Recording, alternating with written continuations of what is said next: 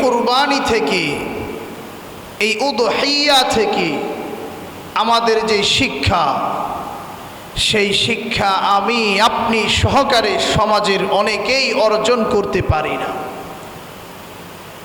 আর অর্জন করতে পারি না বিধায়ী আমাদের সমাজে এত নানা সমস্যা রয়ে গিয়েছে।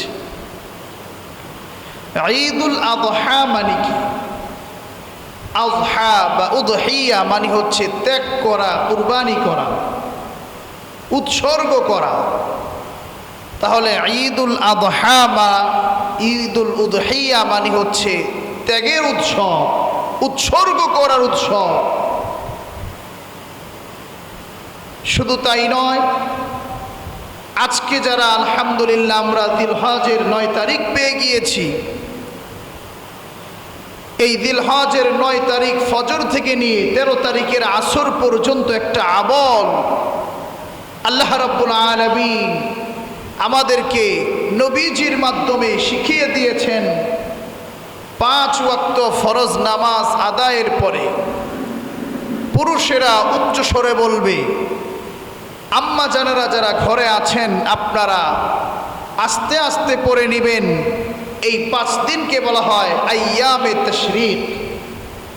এই আইয়ামে তাশরিকের একটা তাকবীর হচ্ছে যেটা আমরা সকলেই জানি, আল্লাহু আকবার, আল্লাহু আকবার, লা ইলাহা ইল্লাল্লাহু, আল্লাহু আকবার, আল্লাহু আকবার, ওয়ালিল্লাহিল হামদ।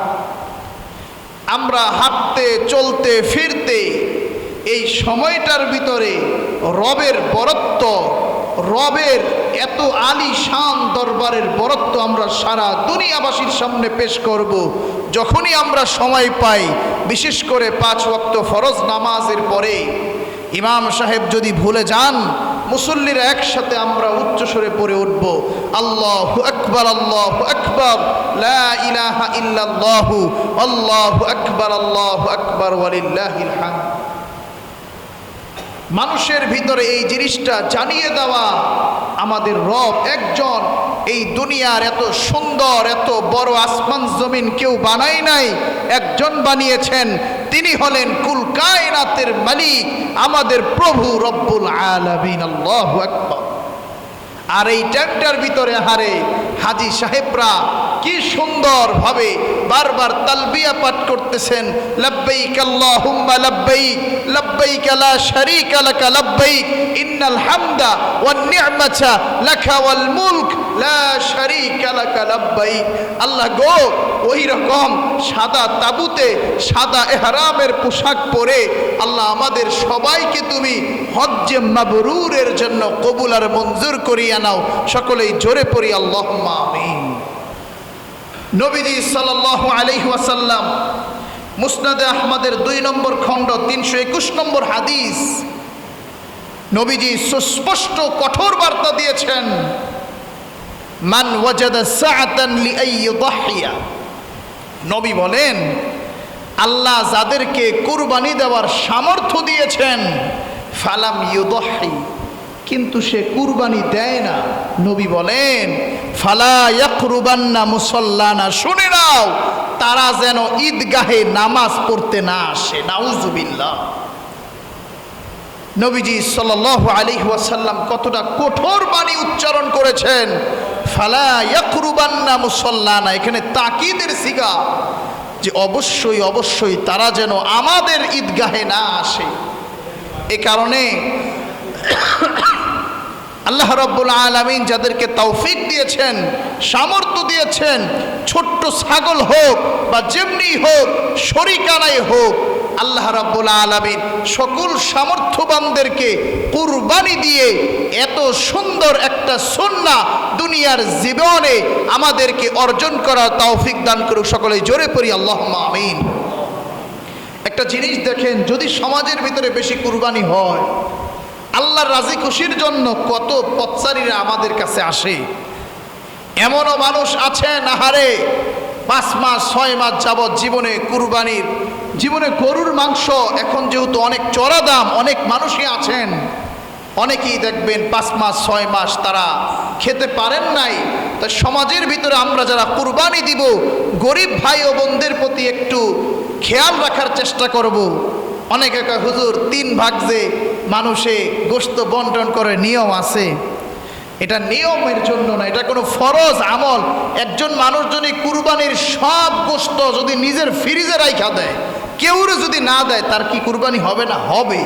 কিন্তু তার যে আচরণ, এটা হচ্ছে খাটাস মার্কা আচরণ। কারণ আমার নেইবার আছে, আমার যার আছে, আমাদের কিছু প্রতিবেশী আছেন, কিছু গরিব মানুষ আছেন, তাদের উপর আমার হক হচ্ছে, ভালোবাসার হক হচ্ছে সবাইকে নিয়ে একটু ভালো মন্দ খাওয়া, তাদেরকেও একটু এত সুন্দর জিনিসে শরিক রাখা। আসছে আধা কেজি মাইপা দিলাম, 1 কেজি মাইপা দিলাম। তো এইভাবে আমরা সকলকে নিয়ে মিলেমিশে কুরবানি করব। আল্লাহ আপনি আমাদের সকলকে কবুল আর মঞ্জুর করুন। সকলে জোরে পড়ি আল্লাহুম্মা আমিন। দেখেন, আদম নবী থেকে যত নবী আছেন, সকল নবীদের যুগেই এই কুরবানির রীতিটা ছিল, তবে নিয়মটা ভিন্ন ছিল। বাবা আদম যখন দুনিয়াতে আসলেন, দুনিয়াতে আর কোনো মানুষজন নাই। দুনিয়ার সর্বপ্রথম কুরবানি হয়েছে বাবা আদমের জামানায়। দেখেন, অর্থের কুরবানির সাথে যে মনের কুরবানিটাও না হলে আল্লাহর দরবারে কবুল হয় না, এর জ্বলন্ত প্রমাণ। দুনিয়ার ইতিহাসের সর্বপ্রথম কুরবানি হচ্ছে নবী আদমের যুগে। নবী বাবা আদম দুনিয়াতে আসলেন, এরপরে বাবা আদমের বাম পাজরের হাড় থেকে মা হাওয়া আলাইহিস সালামকে সৃষ্টি করা হলো। দুনিয়ার ভিতরে আর কোনো মানুষ নাই। তখন দুনিয়ার ভিতরে মানুষের বংশ পরম্পরাকে বৃদ্ধিকরণের লক্ষ্যে আল্লাহ রাব্বুল আলামিন নবী আদমের শরীয়তের ভিতরে নিয়ম করে দিলেন, মা হাওয়ার প্রতি গর্ভ থেকে আল্লাহ রাব্বুল আলামিন 2টা যমজ সন্তান দান করবেন। সকলে জোরে পড়েন সুবহানাল্লাহ। সকলে ভালো করে বুঝবেন ইতিহাসের সর্বপ্রথম কুরবানির ঘটনা। মা হাওয়ার প্রতি গর্ভ থেকে 2 জন সন্তান আসত। আল্লাহ রাব্বুল আলামিন বাবা আদমের শরীয়তে নিয়ম করে দিলেন গো, যেই 2 জন একত্রে গর্ভ থেকে আসবেন তারা ভাই বোন বলে বিবেচিত হবেন। কিন্তু পরবর্তী গর্ভের সাথে প্রথম গর্ভের সম্পর্ক ভাই বোনের সম্পর্ক নয়। এক গর্ভ থেকে কাবিল আসলেন, কাবিলের সাথে সুন্দর একটা বোন দুনিয়ার জমিনে আসলো। আরেক গর্ভ থেকে হাবিল আসলেন, হাবিলের সাথে একজন বোন দুনিয়াতে আসলেন, কিন্তু হাবিলের সাথে বোনটা ছিল অনেক কালো, কিন্তু কাবিলের সাথে বোনটা ছিল অনেক সুন্দরী। এবার কাবিল হাবিল 2 বোন যখন বড় হয়ে গেলেন গো, আল্লাহ রাব্বুল আলামিনের নিয়ম অনুযায়ী কাবিলের সাথে সুন্দর বোন হাবিলের ভাগ্যে পড়লো, আর হাবিলের সাথে কালো বোন কাবিলের সাথে পড়লো। এবার কাবিলের মাথাটা বড় গরম হয়ে গেল। কাবিল বলল, আমি আমার সাথে থাকা যেই সুন্দরী বোন তাকেই আমি বিয়ে করব, আমি ওই কালোটাকে বিয়ে করব না। এবার হাবিল কাবিল 2 জনই বিচার নিয়ে বাবা আদমের কাছে চলে গেলেন। বাবা আদম 2 সন্তানরে বসাইলেন। 2 সন্তানরে বসাইয়া বাবা আদম ঘোষণা দিলেন, তোমরা কুরবানি করো, কুরবানি করো। যার কুরবানি আল্লাহর দরবারে কবুল হয়ে যাবে, সেই সুন্দরী জনকে বিয়ে করবে, সুন্দরী বোনকে বিয়ে করবে। আল্লাহু আকবার। এবার 2 ভাই ভালো করে মনে রাখবেন, একজনের নাম কাবিল আর একজনের নাম হাবিল। কাবিল সে কৃষি কাজ করত, সে সামান্য কিছু শীষ নিয়ে কুরবানির জন্য হাজির করলো, গমের শীষ। দেখেন, বর্তমান সময়ে তো অত্যন্ত সুন্দরভাবে কুরবানি দেওয়ার জন্য আমাদের প্রিয় নবীর শরীয়তে কিন্তু আল্লাহ রাব্বুল আলামিন জন্তু নির্দিষ্ট করে দিয়েছেন। কিন্তু দুনিয়ার সর্বপ্রথম যখন কুরবানি হয়, বাবা আদমের শরীয়তে জন্তু নির্দিষ্ট ছিল না। এ কারণে কাবিল তিনি কৃষি কাজ করতেন, তিনি কিছু গমের আটি তিনি কি করলেন, এরকম এক মুঠো আটি তিনি কুরবানির জন্য এক জায়গায় রেখে দিলেন। আর আরেক সন্তান হাবিল, উনি ভেড়া দুম্বা ইত্যাদি লালন পালন করতেন। উনি সুন্দর হৃষ্ট পুষ্ট একটা দুম্বা কুরবানি করার জন্য প্রস্তুতি নিয়ে নিলেন। কন্যা আল্লাহু আকবার। আমাদের সময়ও তো কুরবানি কবুল হওয়ার জন্য কোনো আলামত নাই। আমাদের সময়ে আল্লাহ রাব্বুল আলামিন কত বারাকা দিয়েছেন আমাদেরকে। যদি কুরবানি গ্রহণ, কুরবানি কবুল হয়েছে কিনা এটা যদি কুরবানির দিনই পরীক্ষা হয়ে যাইতো, আমার আপনার মতো সহস্র মানুষ আমরা সমাজে মুখ দেখাইতে পারতাম না। আর এখন তো যায় যে বেশি সুদে টাকা লাগায়, যে বেশি ঘুষে টাকা লাগায়, তার বড় জন্তু হয়, সে আরো বড় বেশি কুরবানি দেয়। আর তদানীন্তন সময়ে কুরবানি কবুল হওয়ার আলামত ছিল আকাশ থেকে একটা আগুনের দলা আসবে, যার কুরবানি কবুল হবে তারটাকে ভস্ম করে দিয়ে যাবে। আল্লাহু আকবার। আমাদের প্রিয় নবী আমাদেরকে কি বাঁচাইছে। আজকে আমাদের মতো দুমুখ চরিত্র এই দুনিয়ায় কেউ নাই। আমরা ঘরের বাহিরে একরকম, ঘরের ভিতরে আরেক রকম। আমাদের ঘরের ভিতরের গুনাহের চরিত্র আল্লাহ যদি প্রকাশ করে দিতেন, আলেম হোক গায়রে আলেম হোক, খুদার কসম মানুষের সামনে এই চেহারাটা দেখানোর মতো আমাদের সুযোগ থাকতো না। এবার হাবিল কাবিল দুজনেই কুরবানি প্রস্তুত করছেন। আকাশ থেকে আগুনের দলা আইসা হাবিলের দুম্বাটাকে জ্বালায়া দিয়া গেল। তার মানে হাবিলের কুরবানি কবুল হয়েছে। এবার হাবিল বলল, ভাই তুমি তো বলছিলা যার কুরবানি কবুল হবে সেই সুন্দরী জনকে বিয়ে করবে। এখন তো আমার কুরবানি কবুল হইল, আমি তো বিয়ে করার হকদার হয়ে গেলাম। কিন্তু আহারে দেখেন, দুনিয়ার সর্বপ্রথম ঝগড়া শুরু হয়েছে এইখান থেকে নারী জনিত কারণে। এই কারণে আমরা যুব সমাজ যারা আছি, বিয়ের আগে যে কোনো ধরনের অঘটন থেকে আল্লাহ রব্বুল আলামিন এই নারী জনিত ফিতনা থেকে আমাদেরকে দূরে থাকার তৌফিক দান করুন। সকলে জোরে পড়েন আল্লাহুম্মা আমিন।